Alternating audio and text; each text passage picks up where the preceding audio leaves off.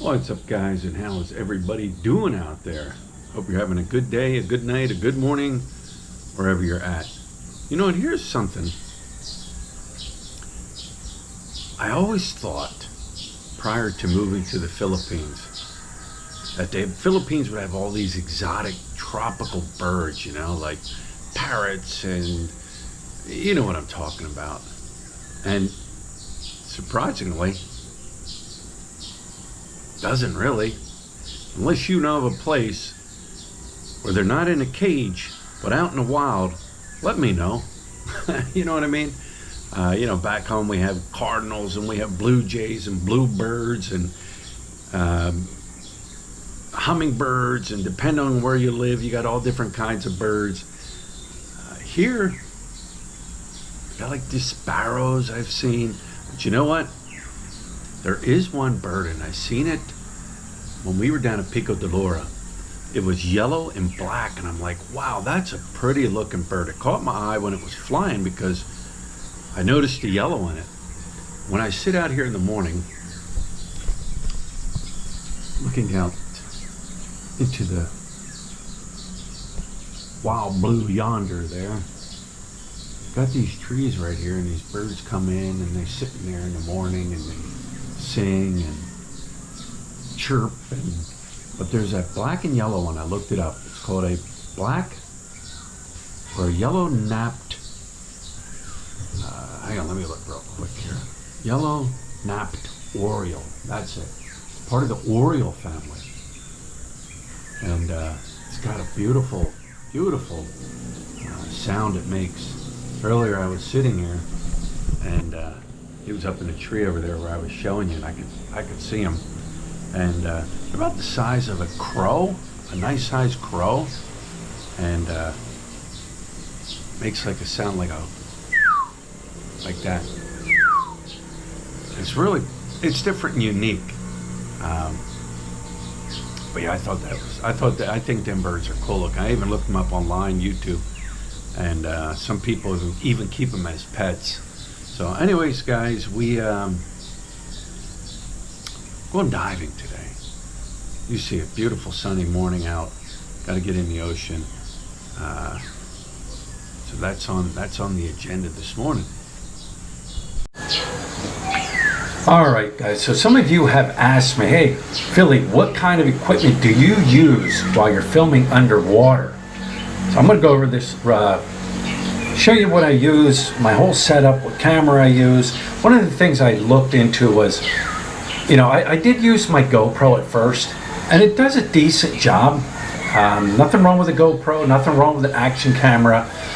What I did learn though with the GoPro is if you zoomed in or you went up close on something really tiny, it blurs it out and it just focuses on the background. But they do a great job in the water. Matter of fact, Look uses her GoPro. One of the things you do have to get though is you have to get the red lens cover. They sell them in a pack. There's 3 of them. One's for like snorkeling, diving. There's 3 in a pack. Or you can just get the red lens, because what happens is when you go down in water, you start losing color, and red's one of the first colors you start losing. So you do have to get that red lens cover to go over the GoPro water housing unit. Get the GoPro water housing unit too. Stick it inside, stick your GoPro or action camera inside the the housing unit, the water housing unit, and then you put that cover over top of the lens of the housing unit. Nothing wrong with that. They work great also. But I was looking into cameras. What kind of camera did I want to get? I didn't want to spend a fortune, because you can spend a fortune on cameras and lenses and lights and you name it, you can spend a fortune. So I did my research, and a friend of mine who also dives, critter hunter, he recommended this camera. This camera right here. The Olympus Tg6, great camera. This is what I use. The Olympus Tg6, it's waterproof.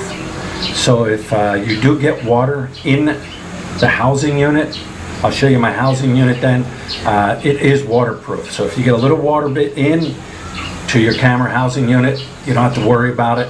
Everything is like a double lock. where you put your SD card, your battery. A great little camera. I got it for the simple reason I like to film the real tiny stuff. It has an amazing macro lens on it. You guys will see it.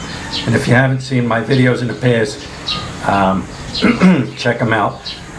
But I like filming the little tiny little things, and this camera is amazing, the macro. There's multiple settings on it. I just kind of went off of people's recommendations, whatever I watched on YouTube, and just practicing in the water. Am I the greatest at it? No, but I think I do a decent job. So the Olympus Tg6, and here's my setup right here. This is your water housing unit. All right, everything here inside and outside and up top is the same as the camera functions. So when you stick your camera inside the housing unit, and like I said, get a housing unit, even for the camera. You don't want to take the camera down with just the camera, even though say it's waterproof. Definitely get it. But this turns and it locks.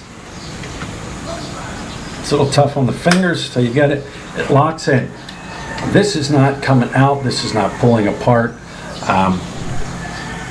But like I said, everything here and up top is everything push buttons of the same functions within the Olympus Tg6. This is the housing unit. It's an Olympus housing unit designed specifically for the Tg6. Battery life, I do 2 dives on 1 battery. It does go to like a sleep mode when you're in the water, or you just turn it off. I've turned it off many a times and turned it back on. The PT095 waterproof tough from Olympus. Okay, this here is a camera tray. You want a camera tray. You know, when you're under the water, you're holding this. You got this in your hand like this. A lot of times I'm just like this or like this. It is on the heavy side right now, but when you get in the water, it does get a lot lighter. This is like a buoy, like a little buoy. It's hollow inside. When you get in the water, it makes it a little bit easier to maneuver and hang on to. This here is just a rope for when I get in the water, when I get down in the water, or when I get off the boat. I'll hold this rope, I'll hold this up, give it to the guys on the boat so they can lift it. The lights here, like I said, remember guys, when you get down in the water, the first thing you're going to lose is color. I flip this light on, boom, instant light. And like I said, I do a lot of macro, so this light lights up the area that I want to film. It's got 3 different light settings: high, medium, low. Has a red, blinking red, blue. Even I know the blue. There you go, like a strobe light. But I have 2 of these. How long does this last? I don't know. I usually 2 dives. Still got plenty of battery, but I do have a backup. So anyways, this is my setup, guys. This is what I use. This here, it adjusts. You twist it, you turn it.